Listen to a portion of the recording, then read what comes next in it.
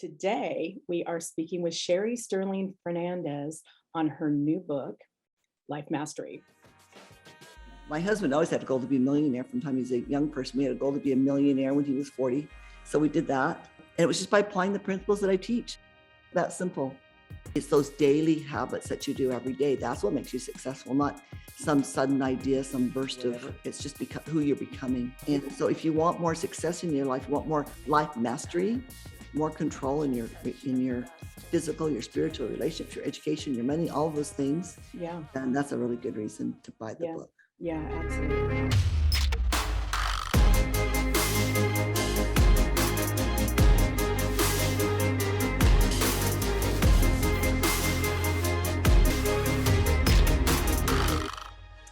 Hi, everyone, and welcome to Global Badass Goddess, where we aim to empower and inspire.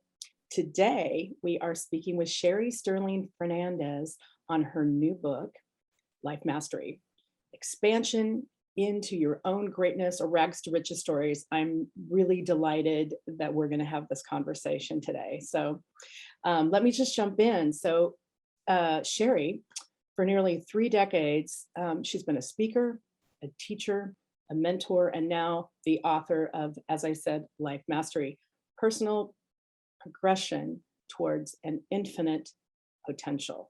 So Sherry, there's another side with this. I felt really quite interesting. Sherry left home at 17, a wild teen. I love this. Flirting with thievery, drugs, self-destruction, pregnant at 19, married at 22, and living a hippie lifestyle. All that's implied in the 1970s. I love that. She and her husband, Ken, lived on the edge of destitution until they began to explore their personal development. And that's intriguing. And I thought that would be a wonderful opening to the new year and how we can all pull ourselves out of our own self-destruction, our own disillusion and destitution. Let's just put it that way. So I'm really excited. Welcome, Sherry. Thank you for being on our show. Thank you. Thank you for having me. It's a pleasure, and pleasure to meet you personally now. Great. Thank you. Thank you. So let's jump in. I mean, that's pretty dynamic. I mean, most people don't go down that path, thievery. I love that. It's really awesome. If they do, they don't come back of it, really. No. It's so great. So I'd love for you to just, share a little bit more about how you got started, like what happened with that when you were a teen, and how you come to be who you are today. I'm going to tell you that from the beginning, but it just occurred to me that maybe I'll share a little something first. How I got into personal development and teaching it for 3 decades is what the people who saw my life change, mine and my husband's both, they watched us have this transformation rapidly. I mean, no transformation is really rapid. It takes time, but rapidly compared to what most people are able to do, how far we came in such a short period of time. And I was asked to speak on it. Could I teach about this? Could I teach about that? And that's how I got where I am here. So that I didn't set out to be a mentor. Right. It developed because of what I did. And I think that's an important distinction in this mentoring, everybody's a coach kind of world. Yeah. I was invited in because of what I'd done. It wasn't something that I set out for myself to do in the first place. Of course, improve it, I did. So what happened there was my family fell apart again. As I graduated early, I graduated at 17, and my family just fell apart again. And I was itching for trouble anyway. So I did get out there and I did all those things you said. I mean, I did. I gave up the drug thing pretty soon. That really wasn't for me, but I'd had a bit of an alcohol problem. And I mean, hitchhiking, the whole thing, I don't even know how I survived that. But I had always had a sense of myself, like I felt like, even though my parents' marriages and the childhood was quite bumpy, I always had the sense of myself that I was somebody special, and that something was out there for me. I didn't even know what that would look like. It didn't even occur to me to wonder what it looked like. I just knew there was something really special for me, and I was somebody special.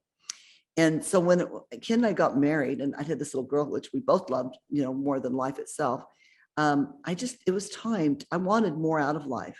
Mm-hmm.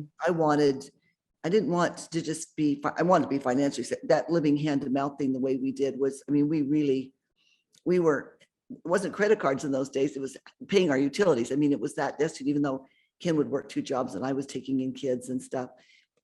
It was pretty destitute. I didn't want to do that forever, of course, but it was more than that. I wanted to be able to have my children and still have a great body. I wanted to have unlimited finances. I hadn't got my education, and I'd been a championship debater in high school. Wow. And I have a good, nice IQ. And I felt like I kind of missed out. But what I really wanted was education, not the degree. So that was, I wanted to be well educated. So I just wanted all these things. And I just had this over and over again in my mind. I'd say, you can have it all. I don't, why, if anybody's done it, you can do it. You can have it all. I just kept thinking, I just know you can have it all. I just need to find out how. So I went to work to find out how and started applying in principles. And my husband's doing the same. We're each learning things and sharing, and we're just growing together between having kids. I ended up having 6 kids, Glenda. So I had a whole bunch of children. So I had to take a lot of breaks, I did that over 15 years. I had those kids over 15 years, but I had 4 and then had 2 more later. But so I'm not doing steady, but I'm pushing at it pretty hard, and things changed little by little. We were no longer destitute. And then pretty soon we had a goal to be, my husband always had a goal to be a millionaire from the time he was a young person. We had a goal to be a millionaire when he was 40, and he was 41, I was 40. So we did that at that point. Now, of course, we've passed that marker, but that was one thing that we did. We just really, and it was just by applying the principles that I teach. That's simple. Gotcha. I'm not anybody special. I just found out the principles and I applied them. It's just simple. So jumping back, so this was probably in the late 70s or something like this. Mid 70s. We got late 70s. We got married in 77. So yeah. Okay. Yeah. And I guess I'm just curious, like, what was it? What was your first step to, like, I need to wake up? Like, that was the consciousness, but what was the, like, did you read a book? Did you take a class? Like, what was available for you to, like, wake you up or help you shift? I think actually that feeling that I was special as a child came back to me, but then I was left with now what? So I think what you're asking for, what was my first step? Yeah. And my mother had, I don't even know why, because I can't imagine that she read it, but she had See You at the Top at her house. And I literally walked out the door with that book. I didn't think she cared anyway, but you know how you do at your mother's house. I came home and read it, and then my husband read it. And then we just began, and we both gained so much from that. Yeah. And we began listening to audio programs.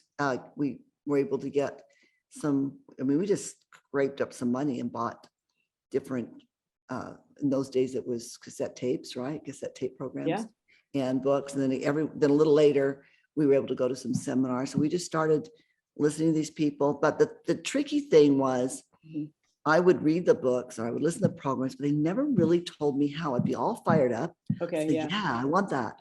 But then I'd be like, what do I do? Wish he would tell me what to do. That part I had to find out myself. And that is in Life Mastery, because I thought, I don't want people to do the same thing with my book. Motivating, I hope. I hope it gives people an idea what they might do. But I also have some tools on where to start. And they're simple little, almost childlike tools, but they really work. And I've done those.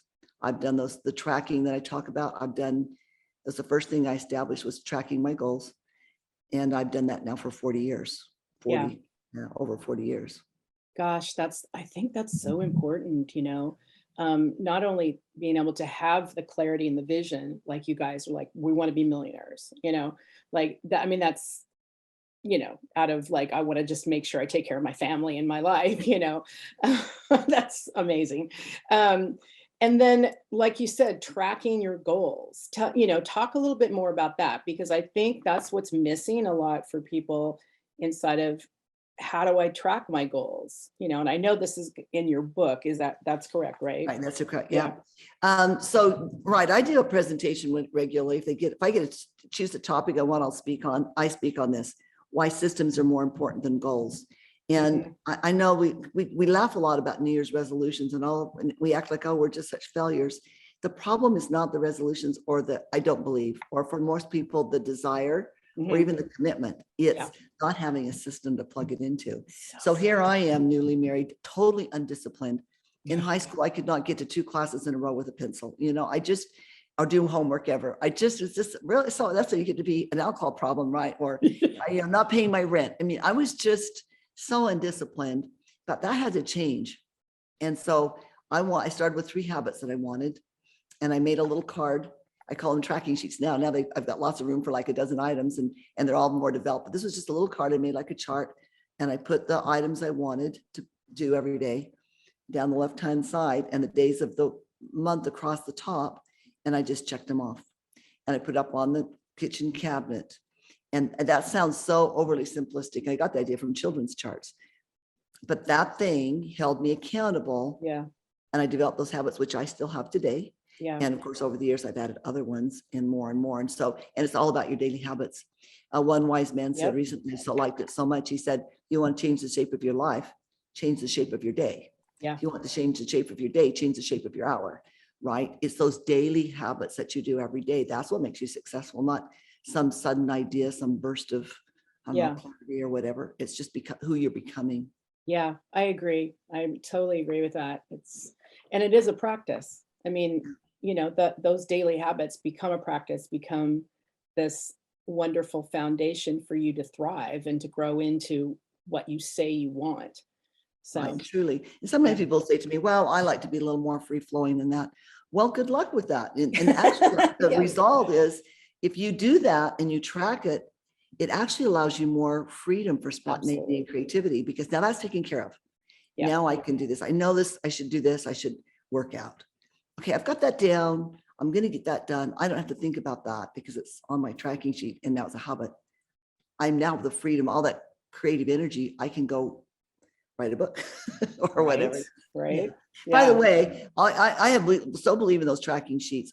Every business I've had, every website I've had, I've given those away, and they are available for free download at lifemasteryinfo.com. So anybody that would like to try the tracking, and they're in the book too. Well, there's a sample in the book.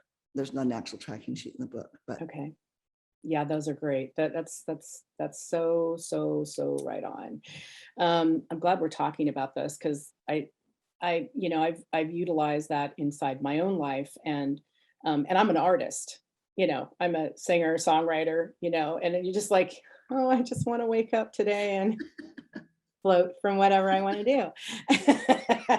And and I found the same thing, Sherry. It's just, I think it's really important to do that. And then you create freedom. And inside that, there's this freedom. And then, like, okay, so today it's going to be different than tomorrow, right? But you still have that solid tracking, that solid foundation that you can follow, right? And inside of that, if there's something that you need to move, right? Like, let's say one of your children have, a breakdown or something, you need to take care of that or help them.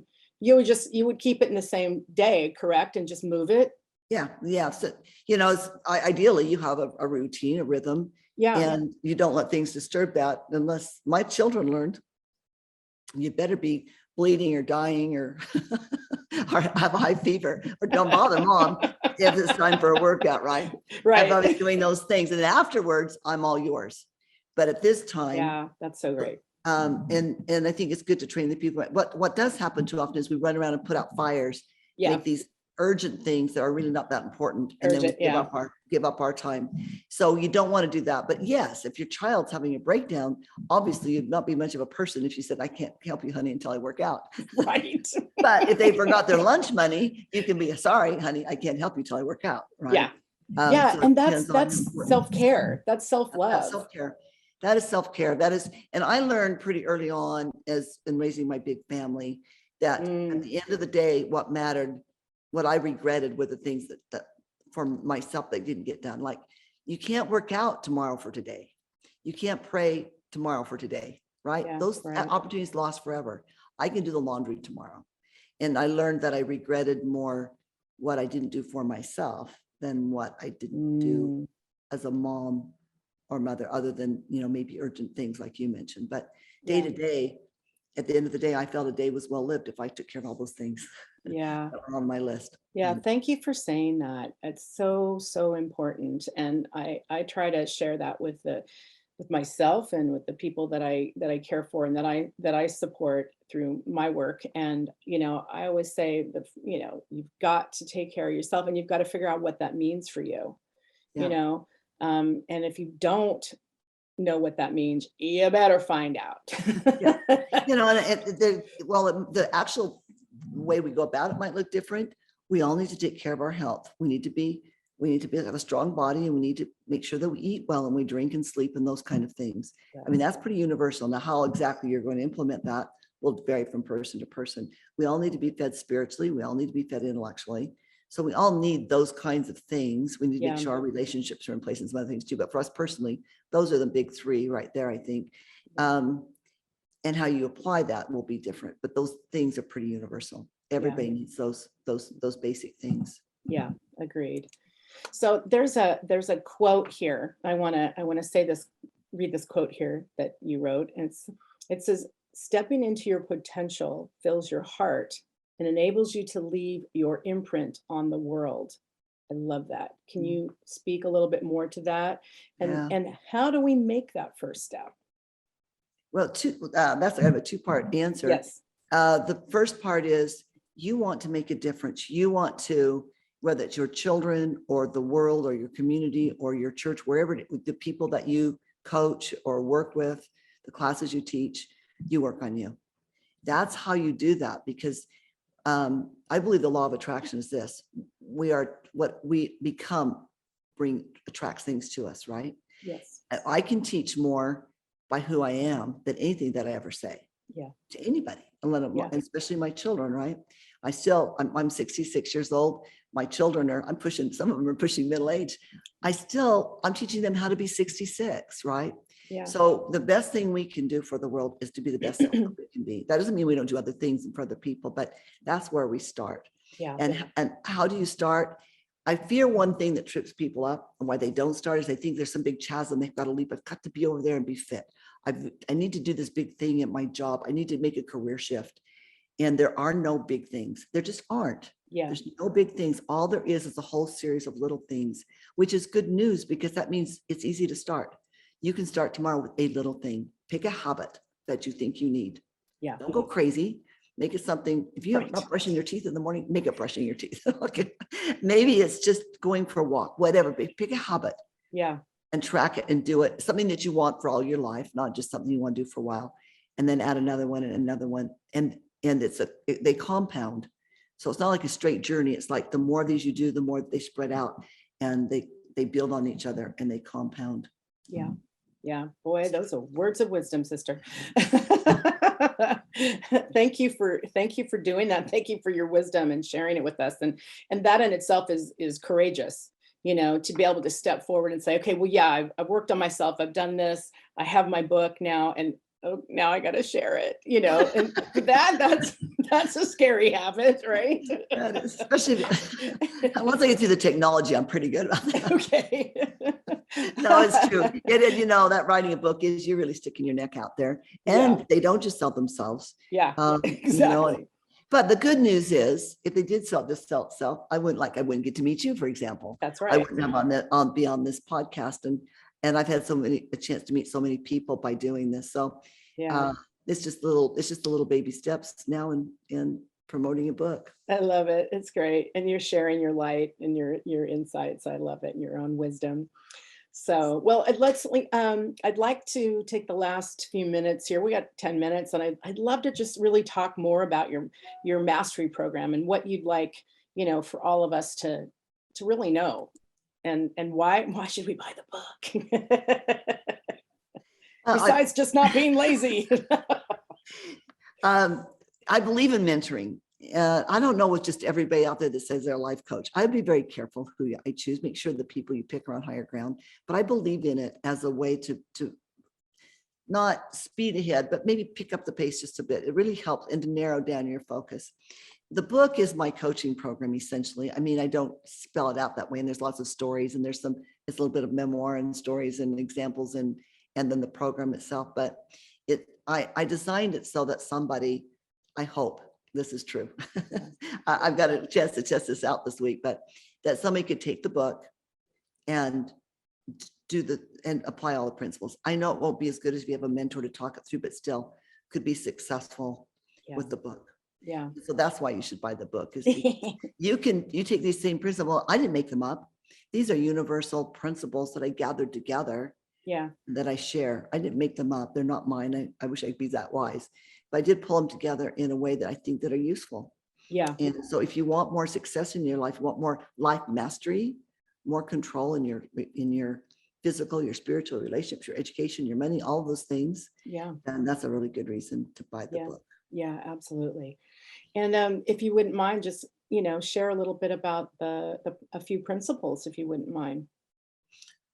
Okay, I think what I think if I could share one thing is I've run businesses. I have been a fitness coach. I had a fitness business for 10 years. They're great relationships. I've taught a lot of classes on relationships. I could coach people or mentor people in any one of those things, but I won't do it. Because if you do work too hard on your business goals, your money goals, and you lose the other parts, you're still not happy, right? Yeah, And this yeah. idea of this forward movement is this is how we are happy. We have to move as a whole person. Yeah. So when you set your goals, it's not that you're trying to be balanced, but you're trying to be aware that you still are working in all these areas. And so I list 8 areas that we need to work in. Okay. And those are physical. The physical self is a good place to start. Spiritual, relationships, of course, they're what makes us, makes our world go around, the people we love. That's why we get up in the morning. Education, we need to fill our brains, not necessarily with degrees. That's good too. That's good too, but to always be educating ourselves, especially in our field of endeavors. I think it's important to be an authority in your field. And then money's important. Yeah. And we need to learn how to manage it. Our vocation, what we do in the day, our lifestyle. You don't want to be so busy working on all these things that you forget to just enjoy life. So to make sure that we're setting goals on being outside or how to going to concerts or spending time with friends, these things that make life rewarding. Yeah. And then last was character, not least important. But if we're keeping an eye on our character, we're less likely to sell out in our pursuit of wealth or in our pursuit of career or even our pursuit of relationships. We're less likely to sell out if we're making sure, because it's tempting. You're so driven in this one area. It's tempting to cut a corner here or to forget that I'm trying to be a certain kind of human being. Yeah. And my language matters and my demeanor matters and my honesty matters. And who I am is not worth cheating myself to get ahead. So 8 areas. And if we can move forward like that, that's real life mastery. Yeah. I love that. Especially that whole area of character. It was late. I added that one later and I was very proud of that. I always kind of struggled. Like I'd have clients, this is kind of a lot of problem. I've had a lot of clients, this problem, running late. It's poor character to run late. Yeah. Right. It's not good on integrity, but I didn't know where to put that in the other 7 areas. Right. And it got me thinking about, we need another category. We need one more field and even 8 when we think about our character. I won't be late. Yeah. Because I'm not a person who's late. And that helps solve the problem, right? Yeah.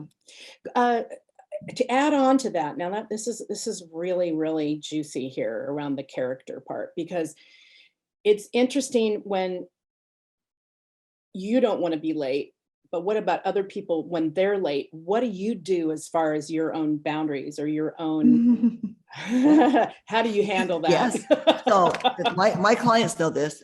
I have a little meeting space. We live in a condo on the 6th floor, and each floor has a meeting area in it. And so it's just outside my door. And my clients know that when they come, if they come anytime after the appointed hour, the appointed time, or a couple minutes before till after, I'm sitting in that chair and their hour's burning. Not because I care about the money, but because they need to learn to be on time, right? Yeah. I know people in my world, as everybody does, who runs late. What do? It's a point of integrity. It's a point of character. I'm there, not for them, but for me, because that's who I am. I'm the person who's on time. So I'm not it's tempting to say to myself, well, she's always 10 minutes late. I've got a few minutes. It's tempting, but that's not who I want to be. I'm a person who's on time. It's about me. It's about you. Yes. It's about me, yeah. And I wish other people would understand that. And again, it goes back to managing your time, managing, if you can't get out the door on time to get there, to park on time, to get up to your on Yeah, time, then it's kind of like, what are you doing? right. What are you doing in life? Go ahead. And I totally agree with that concept, except I would word it differently. It's not Yeah, really about managing your time, it's about managing yourself. Because you love can't really that. manage time. You Yeah. manage you. And so what do you do to manage yourself? Well, I get out the door on time, knowing that traffic could be bad. And Yes. I don't, for me to be a minute or two late is mortifying. Yeah. And Me if too. the traffic is bad, then I'm stressed Yeah. because I don't Me want to be too. late, right? Yeah. Me too. So, and things will happen sometimes. And sometimes you have to make that call and say, I am so sorry. Yeah. I misjudged or whatever it is. I apologize. I'm running late. That's Yeah. going to happen to everybody, but it doesn't have to happen very often. That's It right. should be rare. If it's happening to you more than every few months or every Yeah. few years, there's a Right. problem. Yeah, Sure. Yeah, because you plan for that. You plan you for gotta those plan for it. things. I totally understand what you're saying. And as an artist, it can be really challenging, because if you allocate enough time for yourself and then you're doing this and you're doing that, set alarms. That's what Yes. I do, set alarms so I can allow myself that freedom to just kind of space out a little bit or focus in another area, so I don't disrespect somebody's time. But what do you say to someone that has disrespected your managing yourself and your time?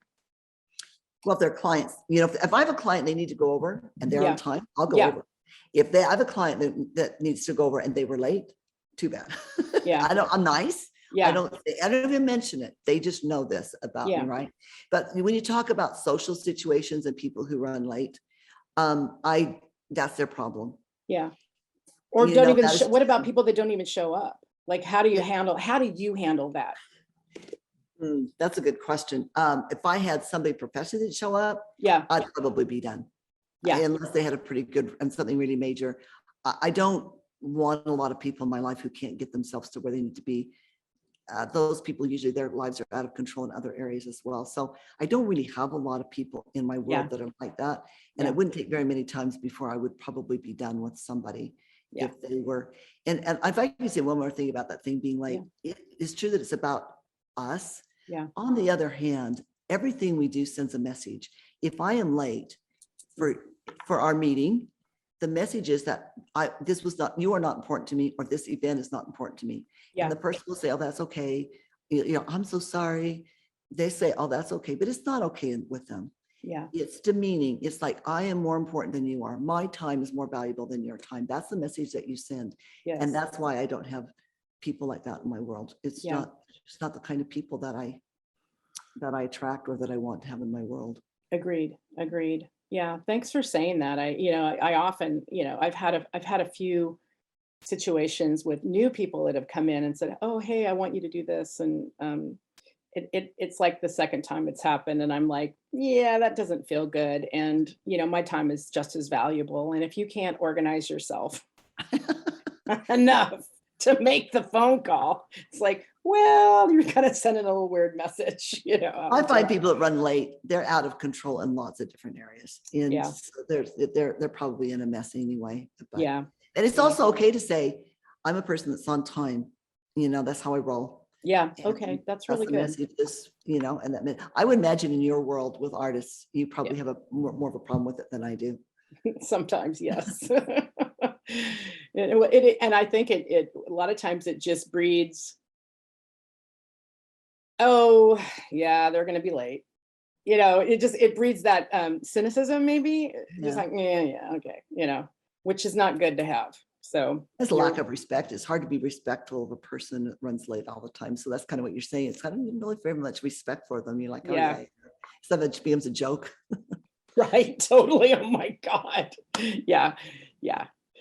Just some close a close friend of mine. She tends to be late, and I always tell her at wrong time,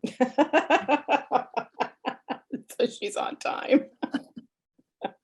Yeah, I have a Oh family man, member who tends, she's gotten a lot better, but I have a family member tends to be a little bit late and you got to keep those people. you gotta keep exactly. I do find, I think it does made a difference with me being on time over and over and over again. I think Yeah, that helped her value being on time more. Yeah, it's such a great practice. It really is. It makes you feel good.